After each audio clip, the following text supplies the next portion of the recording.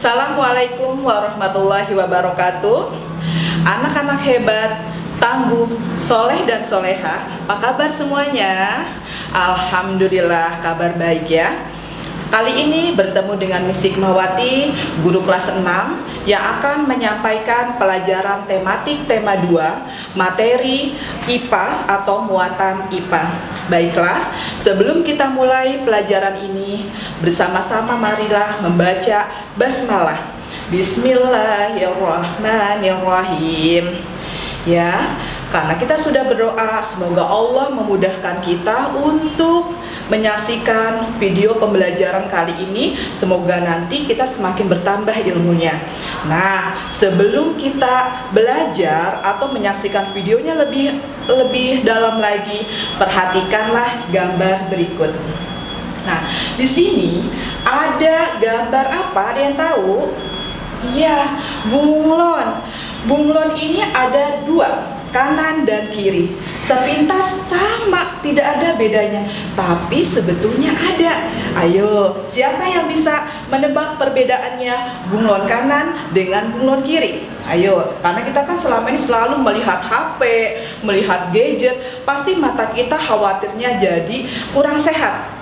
Kita uji dulu ketajaman mata teman-teman atau anak-anak semuanya. Gimanakah perbedaannya? Ayo, dia bisa sebut? Iya, betul. Miss, di bunglon sebelah kanan dengan kiri, di kakinya ada perbedaan. Bunglon sebelah kanan ada bintik kecil, sedangkan bunglon yang sebelah kiri nggak ada. Hebat, keren. Yang belum bisa menjawab pada gambar pertama, perhatikan di slide yang kedua, ada gambar berikutnya. Ya, seger ya lihat hijau-hijau, hijau royo-royo. Perhatikan, nampak sama lagi, tapi sebetulnya beda. Sebutkan satu saja perbedaannya. Mana perbedaannya? Ayo, gambar kanan dengan kiri. Ya, betul. Gambar yang sebelah kiri tidak ada warna merahnya, sedangkan sebelah kanan ada warna merah. Good job, keren. Next, terakhir, gambar berikutnya, perhatikan baik-baik. Yang masih tadi jawaban salah 1 dan 2, sekarang yang ketiga lebih jeli lagi matanya. Lihat perbedaannya, gambar rumah atau bangunan sebelah kanan dengan kiri. Apa perbedaannya? Ada yang tahu? Ya, rumah sebelah kanan warnanya biru. Yang tingkat ya, yang tingkat warnanya sebelah kanan berwarna biru, yang sebelah kiri berwarna kuning.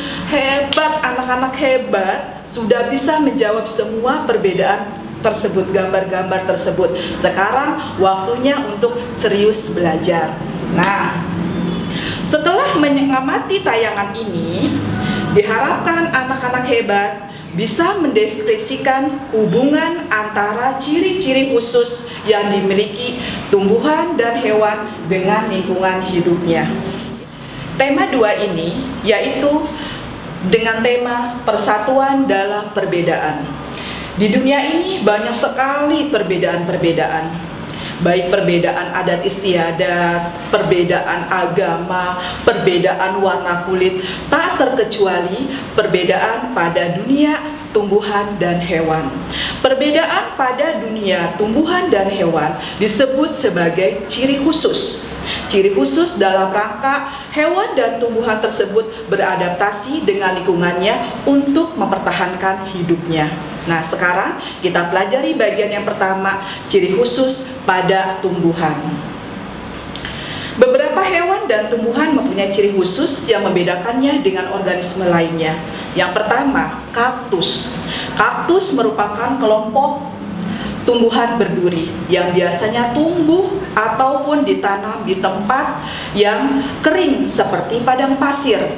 Kaktus memiliki batang sekulen yang mampu menyimpan cadangan air, jadi berbentuk spon batangnya untuk menyimpan cadangan air sebanyak mungkin ketika turun hujan. Kemudian kaktus pun mempunyai daun, tapi daunnya berbentuk duri dalam rangka untuk mengurangi penguapan. Next, berikutnya adalah tumbuhan kantong semar. Kantong semar merupakan tumbuhan yang memiliki daun berbentuk seperti kantong. Daun ini menghasilkan cairan manis berbau madu atau nektar yang menarik perhatian serangga. Dinding corong licin karena berlapis lilin mendorong serangga yang masuk tergelincir jatuh ke dalam lubang kantung semar tersebut. Tumbuhan ini disebut insektivora karena tumbuhan ini memakan serangga, sehingga disebut sebagai insektivora. Tumbuhan kantong semar mencerna serangga untuk memperoleh nitrogen.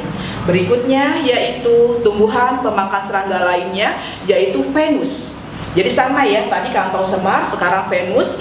Venus ini disebut juga sebagai insektivora.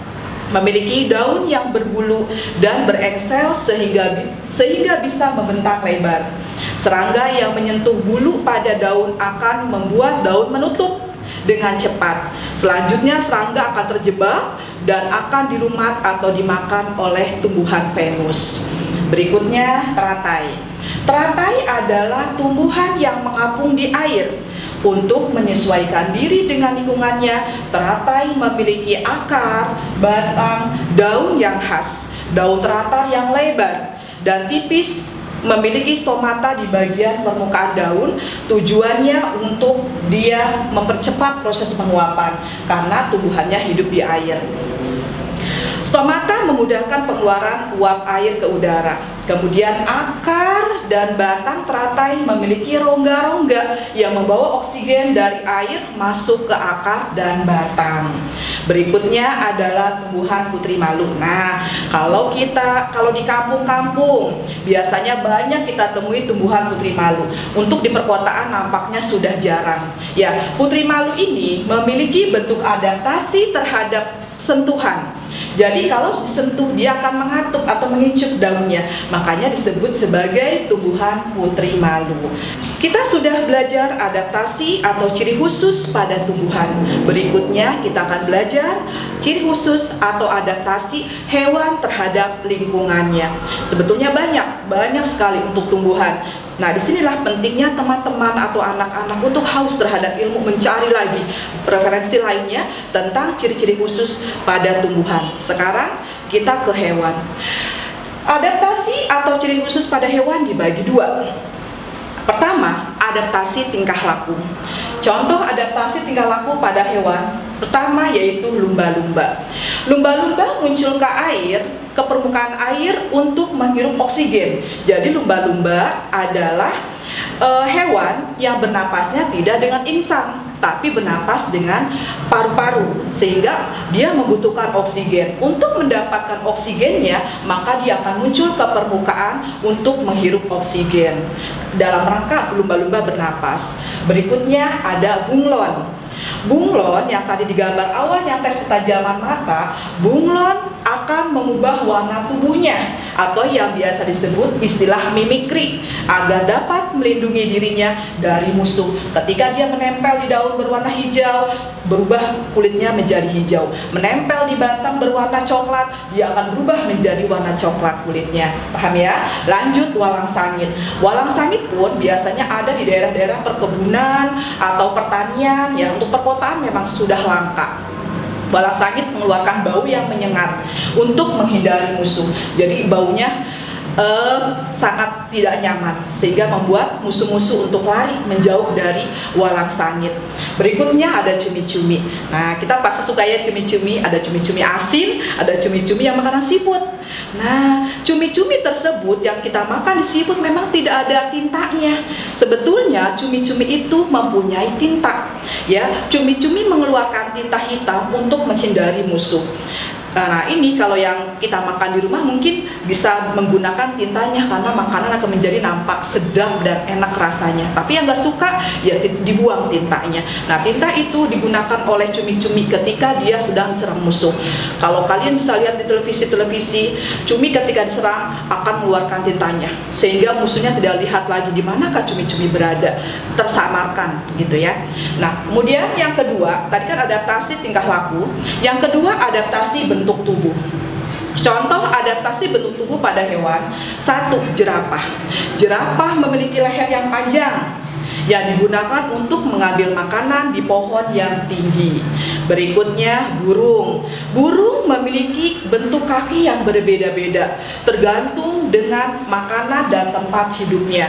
Perhatikan gambar berikut ya, lihat ya. Jadi ada yang kaki perenang, bentuknya seperti apa, kemudian kaki pencengkram, kaki pengais. Nah, silakan perhatikan baik-baik. Kaki berikutnya kaki pemanjat, juga kaki petengger. Selain memiliki bentuk kaki yang berbeda, burung juga memiliki bentuk paruh yang berbeda, disesuaikan dengan jenis makanannya, seperti paruh penghisap madu. Nanti ada gambarnya ya. Paruh penghisap madu. Paruh ini berbentuk panjang, kecil dan runcing, berfungsi untuk menghisap nektar. Jadi seperti nyamuk ya, penghisap nektar yang berada di bagian dasar bunga. Contohnya paruh burung kolibri. Paruh pemakan biji. Paruh ini berbentuk pendek, tajam dan kuat. Paruh berfungsi untuk memecah biji-bijian sebagai makanannya. Contohnya paruh burung pipit. Nah, perhatikan ya. Nah, ini ada gambar-gambarnya ya. Jadi ada paruh yang pemakan ikan cacing seperti apa, kemudian ada paruh pemakan ular. Jadi beda-beda tergantung jenis makanannya, tidak sama. Paruh pemakan daging, paruhnya berbentuk besar, melengkung. Kemudian paruh pemakan ikan, paruhnya berbentuk panjang, besar dan berkantong ya untuk menyimpan ikannya. Kemudian paruh pemakan serangga, paruh ini berbentuk runcing, keras dan panjang, berfungsi untuk membuat lubang dan mencari serangga di batang pohon. Nah, tadi berbicara serangga, ternyata serangga juga memiliki bentuk mulut yang berbeda-beda, disesuaikan dengan jenis makanannya, sama seperti burung. Jadi di sini ada serangga yang memiliki mulut penghisap, bentuknya seperti belalai. Belalai yang dapat digulung dan dijulurkan. Contohnya kupu-kupu.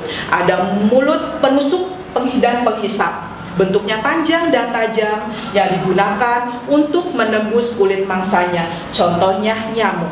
Dan mulut penjilat, memiliki lidah yang panjang yang digunakan untuk menjilat makanannya berupa nektar. Contohnya lebah. Dan terakhir, mulut penyerap. Terdapat alat penyerap seperti spons di bagian mulutnya. Fungsinya adalah untuk menyerap makanan, terutama yang berbentuk cair. Contohnya lalat. Nah, gambarnya bisa teman-teman perhatikan perbedaan-perbedaan mulut pada serangga. Misikma sudah menyampaikan materi tentang ciri khusus tumbuhan dan hewan. Nah, bahwasannya tumbuhan dan hewan ini sudah termuat dalam Al-Quran. Salah satu ayat yang menerangkan tentang tumbuhan dan hewan atau binatang, yaitu pada Quran surat Toha ayat 53, yang artinya, maka kami tumbuhkan dengan air itu berjenis-jenis tumbuhan yang bermacam-macam. Berarti di sini memang Allah sudah menciptakan tumbuhan atau hewan juga ya, yang bermacam-macam, beraneka ragam, diperuntukkan untuk manusia. Kemudian ayat berikutnya ada Quran surat An-Nur ayat 45, yang artinya, dan Allah telah menciptakan semua jenis hewan dari air.